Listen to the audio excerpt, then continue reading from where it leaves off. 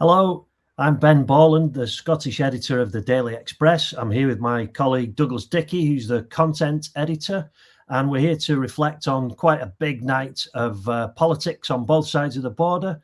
Obviously, the big story from a UK perspective is Andy Burnham's huge win in the Makerfield by-election, which will no doubt trigger a leadership challenge and possibly a change of Prime Minister. But here in Scotland, the big story today is undoubtedly up in Aberdeen South, where the Conservatives have gained a seat, a Westminster seat, at a Scottish by-election for the first time in almost 60 years, ousting the SNP in Stephen Flynn's former constituency of Aberdeen South. It's a monster win for the Scottish Conservatives. It's a massive blow for John Swinney, for the SNP, for Stephen Flynn himself. It's big news. So it's not all about Makerfield today. So Douglas, just on this, am I overselling this? Am I overstating how big this is for Scottish politics? No, not at all. I bet Stephen Flynn wishes he'd just went on his World Cup holiday last week. For viewers who don't know, the former SNP Westminster leader was supposed to be in the US supporting Scotland, but we suspect he was ordered to stay behind by John Swinney to campaign. Fat lot of use that done them, because it was an absolute crushing. And I think it shows a few things. Ben, obviously the Tories hammered this seat. They had big hopes for it. They came close to winning it in 2024. They came close to winning a roughly corresponding seat at Holyrood in just a few weeks ago. So we always knew it was in play. Beforehand, I think maybe a certain degree of self-preservation, you and I predicted the Nats would cling on, but it wasn't even remotely close. I think the Tories get more than 50% of the vote. They're saying they got bang on 50. I don't know if it's exact, but it's more or less 50. A majority of more than 6,000. Yeah, which is, in a kind of multi-party constituency is incredible. Well, thank you, Angela, and all the council staff and the police for a smooth election. I was going to say today, but it was actually yesterday. And to my friends, supporters and volunteers, we did it. And the people of Aberdeen have spoken loud and clear. We stopped the SNP and we sent Labour the message that the destruction of the North Sea oil and gas industry must stop now.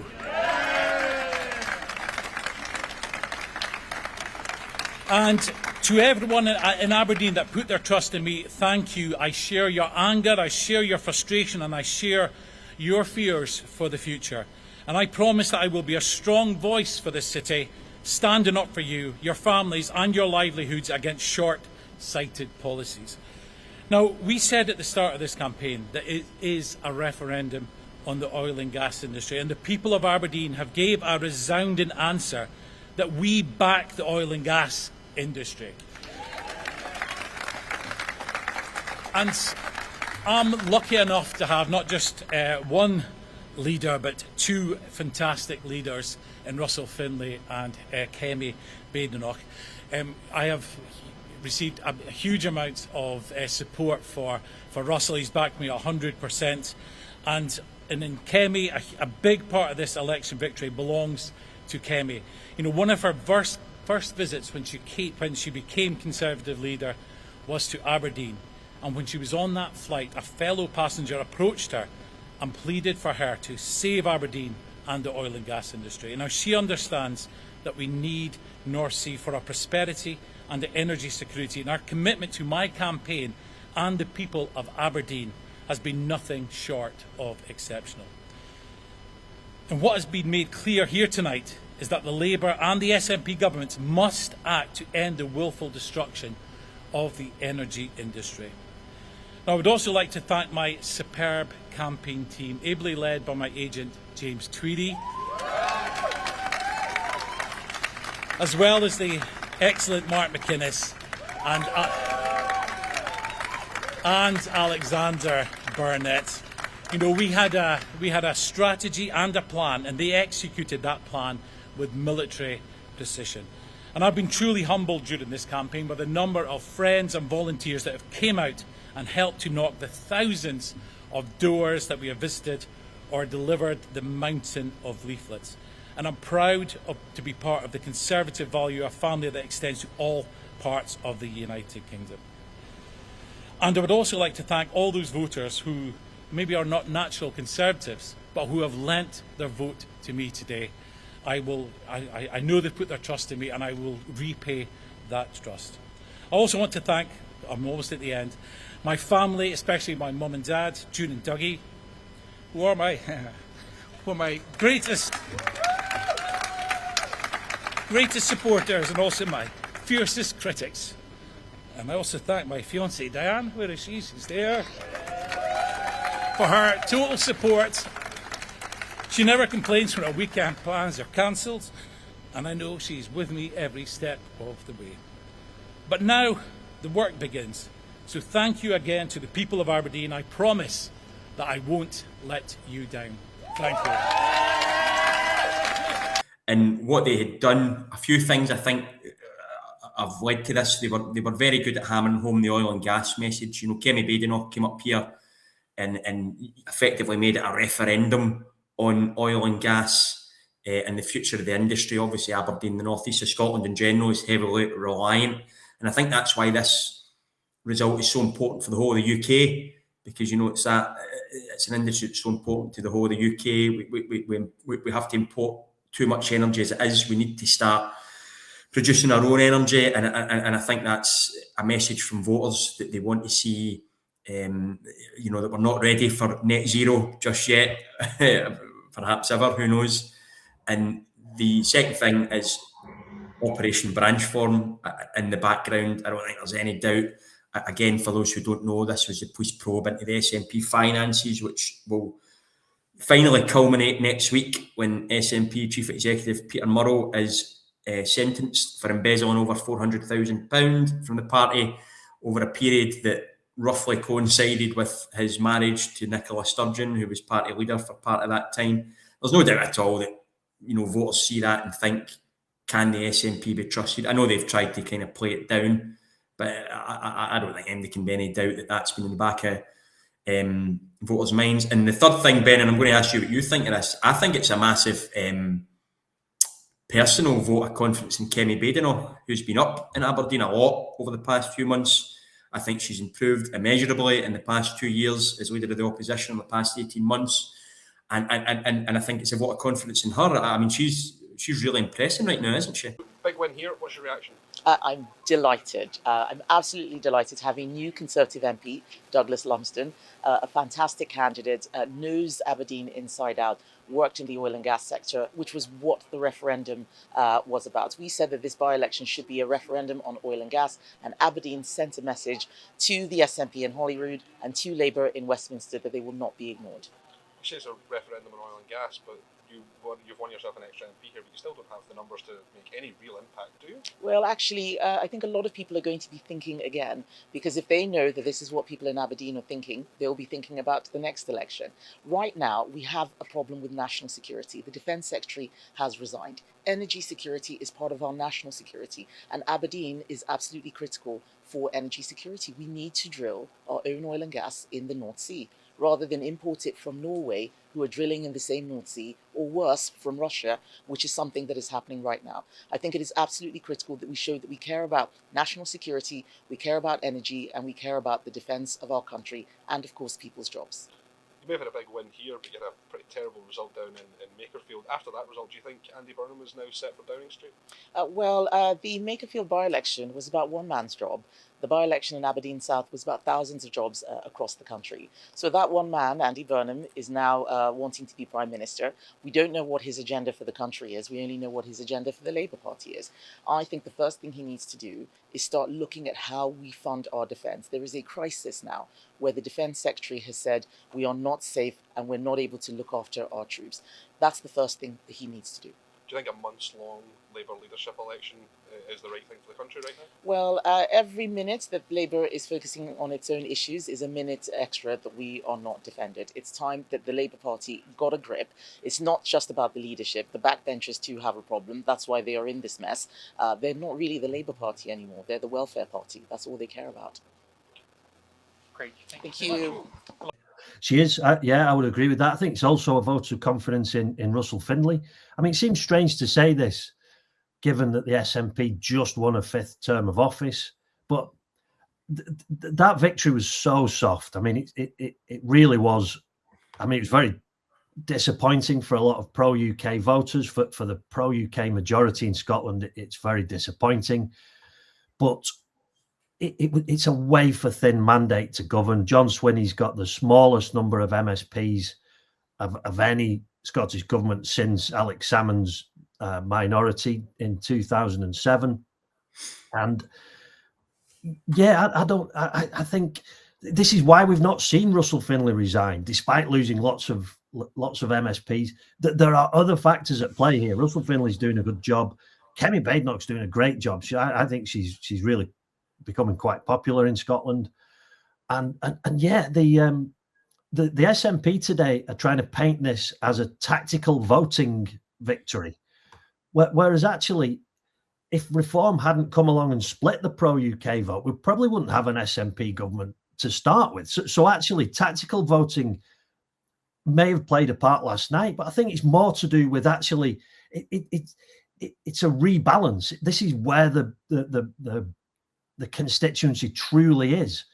And I mean, let's not overstate it. It is a constituency that has been held by the Conservatives in the past. It's not an SNP stronghold, but it should have been an SNP victory. The Commons, I think the margin of the victory and the margin of the victory was huge. The fact that Stephen Flynn, who hopes to become SNP leader and First Minister, steps down, obviously confident that his seat just stays with the SNP. And now this is a huge blow to Flynn. It's a huge blow to the SNP as a whole. Swinney's not expected to see out the Parliament. Some of his leadership contenders are either tarred with association with Nicola Sturgeon and branch foreman Peter Murrell, or Stephen Flynn, who's viewed as sort of the one guy who's no connection to Sturgeon and could come in as a kind of new broom, has seen his own personal popularity absolutely swept aside in this way. It's huge. And no wonder, I think, within minutes of this coming in, he was obviously... we've no idea, is he off to the US? Is he currently on a plane? Where is he? Because he tweeted at about 1:30 this morning and said some in the party need to reflect on this result. So kicking off an absolute scrap. John Swinney's former special advisors said, well, that should include you. You started this by triggering this unnecessary by-election. Joanna Cherry, of course, who loves stirring it within the SNP, has said, as you said there, Dougie, that branch form was a major factor in this. Clearly, oil and gas was the big motivating factor in Aberdeen South, where so many people work in the oil and gas industry. I think also it reflects a wider view among people in Scotland and probably across the UK that we don't want to see the North Sea oil and gas industries closed down. We want to be energy self-reliant. Obviously, we're all concerned about climate change, but there's got to be a balance. If we're relying on imported oil and gas, why aren't we drilling our own? So yeah, it's a big one. I think as well, it's for years and years, I feel like the SNP, and you know, let's not forget they did win a by-election last night as well in Arbroath and Broughty Ferry, although that was a much, you know, I think that was always going to be an SNP. Yeah, although again the Tories finished second. Yeah, Tories done okay, but I think it's a sign that for years and years, I feel like the SNP have succeeded because they've been able to be all things to all people, and they've kind of presented themselves you know, in the North East, they presented themselves as the defenders of oil and gas and defenders of Aberdeen, while in the Central Belt and other parts of Scotland where, you know, that are maybe seen as a bit more left-leaning, you know, they were very much about net zero and about, you know, the just transition. And I think as more focus is falling on that, I think people are seeing through it. And the fact of the matter is the SNP message on oil and gas in this by-election was all over the place. It's so completely muddled.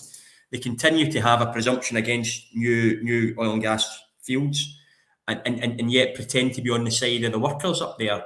No one knows how to transition yet. It's as simple as that, en masse. It's not going to happen anytime soon. And until we're in a position to do that, we're going to need oil and gas, and we're going to need those jobs. And the SNP have just failed to stick up for them because they've been trying too hard to, you know, keep people in the Central Belt happy, while also keeping people in Aberdeen happy. And voters last night seen right through it. And you know, this is a problem. It's so ironic that the line seems to be we've fallen victim to.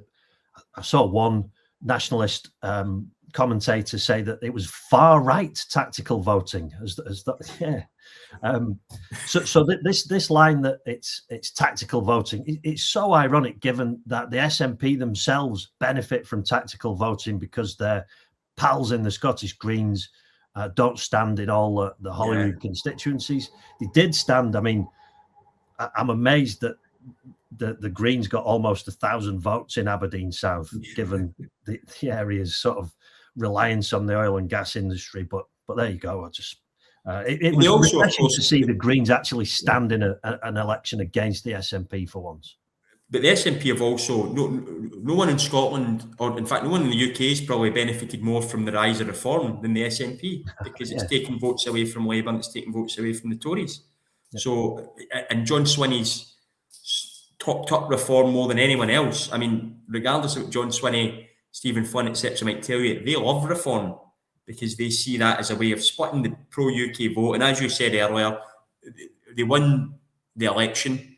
They won far more seats than anyone else, but it was a victory built on sand, because when you actually crunch the numbers and you look into it, there's no great... I mean, I seen the woman that won in Broughty Ferry last night was given it, this shows the appetite for independence, for referendum, blah, blah, blah. There is absolutely no appetite for it whatsoever. None. No, there's not. I mean, in Arbroath and Broughty Ferry, there was a majority for the pro-UK parties. Yeah. Again, the Greens didn't stand there to give their pals a chance, but there was a big majority for the four parties that oppose Scottish independence. So, yeah, it's nonsense to say there's an appetite. I mean, what I would say to anyone who's watching who's maybe not that familiar with Scottish politics, there is this belief that the SNP represent Scotland, and they always say they speak for Scotland. They constantly pretend that they speak for the entire country, which is 100% behind them. The SNP now have 8 MPs out of 57, I think it is now in Scotland. They've got 8 MPs. I mean, that's a tiny number. It just shows that the political landscape here is as fractured as it is anywhere else. And the SNP are by no means the voice of Scotland as they portray themselves to be. A party with 8 MPs is essentially, you know, it's a bit part player. When it comes to Westminster. So just moving on to Westminster, Dougie, obviously, Makerfield, Andy Burnham. Do you think is there anything that to be taken? Is there a Scottish angle on this? Is there obviously it looks like we're going to get a change of Prime Minister, but how does this play out in Scottish politics? Well, that's kind of the main thing, is we're going to have a change of Prime Minister, I think, in the next few months. Don't think there's any doubt about that now. And Andy Burnham, I think, would be quite a popular guy up here in a way that Keir Starmer isn't. He's obviously from Northern England right away. That gives a bit more, you know, quite a lot of people up here think Westminster is very London-centric, very south-east-centric. perhaps not without justification at times. And I think Sir Keir Starmer is someone who kind of exemplified that, this kind of lefty lawyer type. From Islington. Yeah, aye, who's kind of, comes from that very kind of establishment, I suppose, progressive kind of establishment that the UK has, whereas Andy Burnham's got a bit more authenticity about him. He's obviously done a pretty decent job, regardless of your politics. He appears to be popular in Manchester. He seems to have done a decent job there. You'll know more about that than me, Ben. So I think, ultimately, whether I agree or disagree with Andy Burnham's politics, I think him winning in Makerfield is a boost for the union, because I think he is someone who Scottish voters will respond to, rightly or wrongly. And I think it's harder for the SNP to attack Labour from the left if Andy Burnham is a Labour leader as opposed to Sir Keir Starmer. We've spoken about reform up here being a bit woolly on the union. Nigel Farage refuses to kind of rule out that second independence referendum. So I think it's a good result for Scotland within the union, and that's kind of the main, that's my kind of main takeaway and main priority from it. Well, this is it. I mean, I think it's often understated how much people in Scotland view everything through the prism of the union and independence. And while clearly there's a huge number of Scots who do support independence and are very keen on another referendum, there's an equally huge, and I would argue slightly larger number who want to stay part of the UK and are desperate for there not to be another referendum. And within that group, there's a large percentage, many of them are Express readers, who just want the SNP out of power. We're just sick of it. 2 decades, the country has gone slowly slipping down the pan and more rapidly by the year.